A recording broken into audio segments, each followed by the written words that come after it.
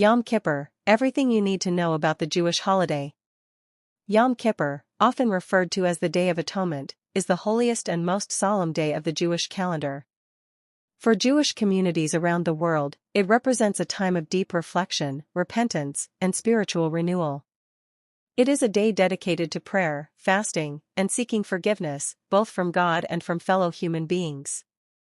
While Rosh Hashanah, the Jewish New Year, marks the beginning of the High Holy Days, Yom Kippur concludes them. The holiday has been observed for thousands of years and remains one of the most significant annual events in Jewish religious life.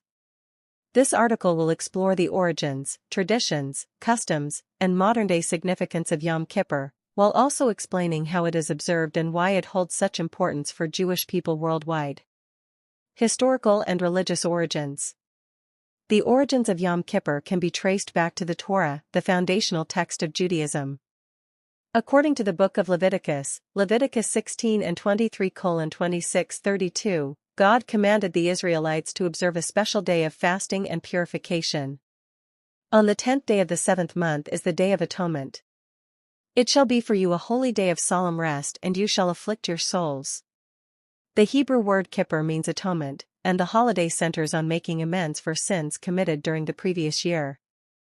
The concept is not only about individual repentance but also collective responsibility, as the Jewish people come together as a community to seek forgiveness and reconciliation.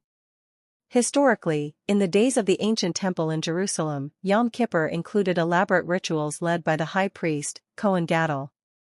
On this day, the high priest would enter the innermost chamber of the temple, the Holy of Holies, Kodesh HaKodeshim, and offer sacrifices on behalf of the entire community. One of the central rituals involved the scapegoat, Seir El Azazel. The high priest would symbolically place the sins of the people onto a goat, which was then sent into the wilderness, carrying away the sins of Israel. After the destruction of the Second Temple in 70 CE, these sacrificial rituals could no longer be performed. Instead, prayer, fasting, and acts of repentance became the primary ways of observing Yom Kippur.